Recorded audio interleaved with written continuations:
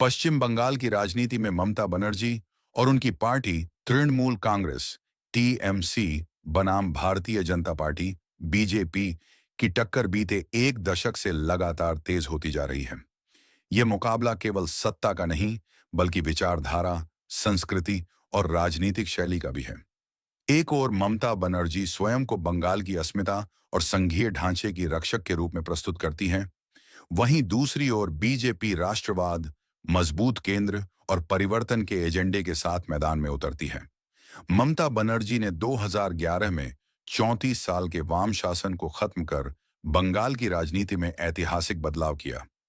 TMC की राजनीति की धुरी माटी, मानुष और बांग्ला है, यानी जमीन, लोग और बंगाली पहचान।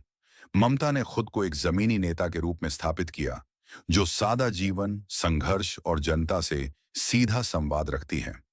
कन्याश्री, स्वास्थ्य साथी, लक्ष्मी भंडार जैसी योजनाओं के जरिए उन्होंने खासकर महिलाओं, गरीबों और ग्रामीण वर्ग में मजबूत पकड़ बनाई। इसके विपरीत बीजेपी ने बंगाल में राष्ट्रव्यापी राजनीति के अपने मॉडल को लागू करने की कोशिश की। 2019 के लोकसभा चुनाव में बीजेपी को बंगाल में बड़ी सफलता मिली, जिससे टीएमसी के लिए खतरे की घंटी बजी। बीजेपी ने भ्रष्टाचार, कानून व्यवस्था, घुसपैठ और तुष्टीकरण जैसे मुद्दों को जोर शोर से उठाया। पार्टी ने खुद को विकास, अनुशासन और केंद्र सरकार की योजनाओं का बेहतर क्रियान्वयन करने वाली ताकत के रूप में पेश किया। 2021 के विधानसभा चुनाव में टीएमसी बनाम बीजेपी की लड़ाई चरम पर थी। बीजेपी ने पूरी ताकत झोंक दी, लेकिन ममता बनर्जी ने इसे बाहरी बनाम बंगाल का रूप दे दिया। नंदीग्राम से हारने के बावजूद ममता ने भारी बहुमत से सरकार बनाई। ये जीत ममता के करिश्मे और उनकी जनसंपर्क राजनीति की बड़ी मिसाल बनी।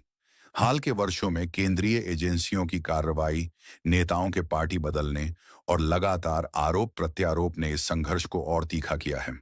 बीजेपी टीएमसी पर भ्रष्टाचार और हिंसा का आरोप लगाती है, जबकि टीएमसी बीजेपी पर केंद्रीय सत्ता के दुरुपयोग और लोकतंत्र को कमजोर करने का आरोप लगाती है।